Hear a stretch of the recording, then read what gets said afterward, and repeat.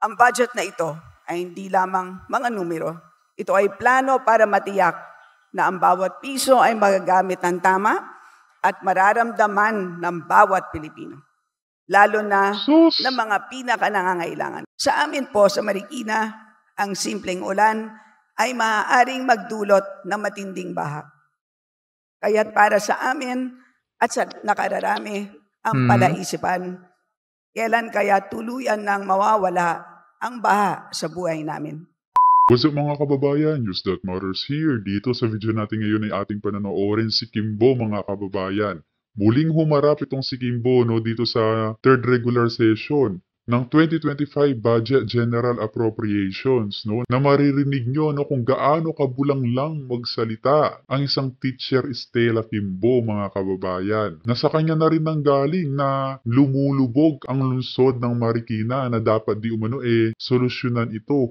Paano susolusyonan kung ikaw mismo na congresswoman di umano nagiging sinkhole o butas sa pagpapaunlad ng Marikina? Mantakin mo yon Kimbo, kaduda-duda ang lifestyle mo ngayon na hindi lang pala luxury items tulad ng bag at relo ang meron ka, na pati ang mga bahay mo di umano malamansyon at daang milyon ang halaga. Naku naman po, dito lang talaga sa bansang Pilipinas ka na makakakita na public servant na may maraming luho at kayamanan. Na isa lamang ang sinisimbolo nun mga kababayan, kundi laganap nga ang korupsyong nangyayari sa ating gobyerno. Naku naman po. Pero bago ang lahat mga kababayan, huwag niyo po sana kalimutang mag-like at subscribe para updated ka sa mga uploads ko araw-araw. At yun na nga mga kababayan, bago natin pakinggan itong maladrama effect ni Kimbo, ating bigyang pansin itong video na ito. Diyos ko, nakembot po tayo ni Kimbo at saka ni Castro. Diyos ko, teacher sa UP. Kawawa naman yung mga UPing mararangal na teacher. Nakita ko yung fashion mo. Ang ganda ng fashion mo sa paa mo. Anong nasa sidecar ka, ha? Ganda, pero ay naka-Hermes ka na. Artista bahan. Kamusta? Nasisimula pa kainin yung pamilya mo sa ganon? Ay, baka naman mayaman ka. Balikan mo na lang ako kung sakaling mayaman ka. Wala man ako magagawa. Mayaman ka. Diba? Pero ang mga programa mo, i-check ko kapag ginalaw mo. Ano ko? May karapatan ako, private. Alam ko, ano ba tawag dito? Ako nagpapasweldo sa'yo, isa ko. Diba? Para makakuha kayo ng budget ba? Para lagi may gulo, patuloy ang gulo. Tapos ang masakit nun, kayo yung nakaupo sa kongreso, kayo ang nanggigisa. Kakadiri, kakaloka. At yun na nga mga kababayan, dagdag pa rito na andyan na naman itong mga paayuda nitong si Kimbo sa lungsod ng Marikina. Hay nako, na walang kamalay-malay o walang kaalam-alam ng taong Marikina na itong mga pinamumudmod na ayuda na pa-event na pagtulong sa kanila barya-barya lamang sa kanya mula sa mga pagnanakaw na ginagawa nito. Di umano, hay nako. Kung kaya naman hindi ko na patatagalin pa, ito na ang buong video. Not force. Sa amin po sa Marikina, ang simpleng ulan ay maaaring magdulot ng matinding baha. Kaya't para sa amin at sa nakararami ang palaisipan, kailan kaya tuluyan nang mawawala ang baha sa buhay namin. When it rains. Ang kapal mo naman, Kimbo. Ano ba naman yan? Kakaumpisa pa lang, playing victim ka na naman. Na alam mo na ang solusyon sa pagbaha ang pagkakaroon ng flood control projects. Pero may nagawa ka ba? Wala. Dahil binulsa mo, di umano. Hay nako naman po. Huwag naman tayo pa play victim card dyan. Napaghahalataan tuloy. Fear grips us. When will a solution to these recurring challenges finally come?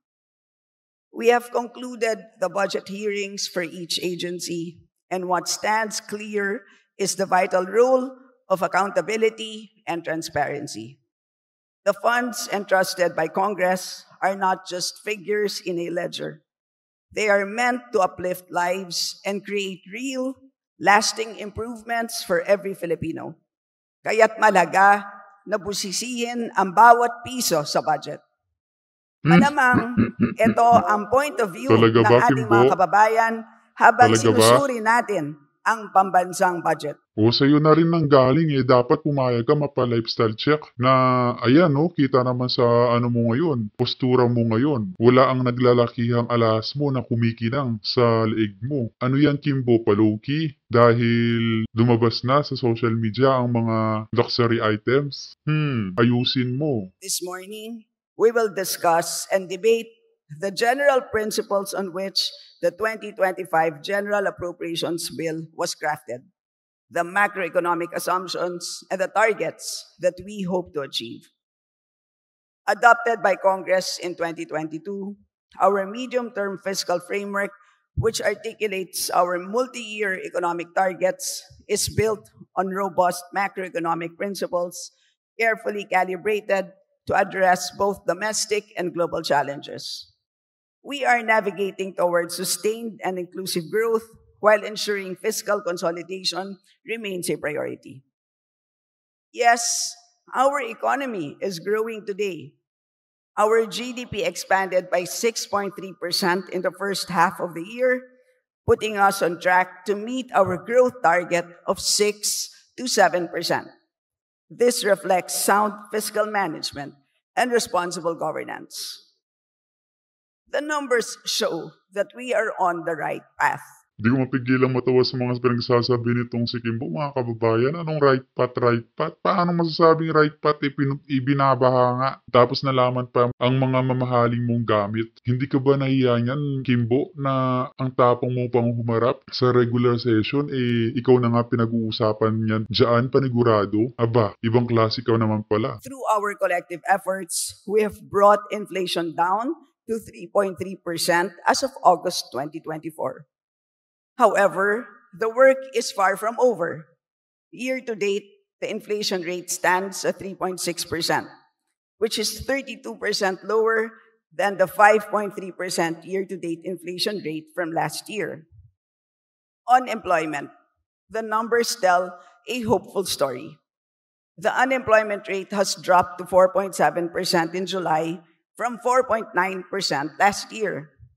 In 2024, wage and salaried workers increased by 907,000. Just in July, we saw an additional 221,000 compared to the same month. Saan kaya napulot nitong si Kimbo ang mga datos o numbers niya, no? O baka doktor-doktora na naman yan, walang katotohanan. Siguraduhan nyo naman na talagang may pagbabagong nangyayari, deserve naman talaga yan ng taong bayan. Pero kayo, na mga buwaya, hindi ko alam kung paano namin kayo pagkakatiwalaan. Ngayong alam namin na kayo magnanakaw di umano. Sa tingin nyo mga kababayan, naniniwala ba kayo sa kanya? Sa kanyang mga pa-speech ngayon? Pag-comment nga yung opinion sa ating comment section ng ating mapag-usapan. Last year. This is a clear sign that more Filipinos are finding higher quality jobs and that our efforts to create meaningful employment are making a real difference. This budget that we are proposing is a piece of the roadmap for growth, sustainable and inclusive development. It contains the various programs of government created to address problems that have emerged over time.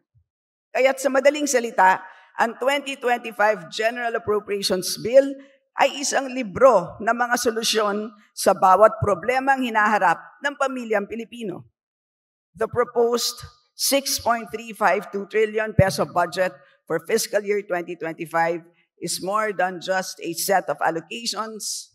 It reflects our commitment to improving the lives of every Filipino.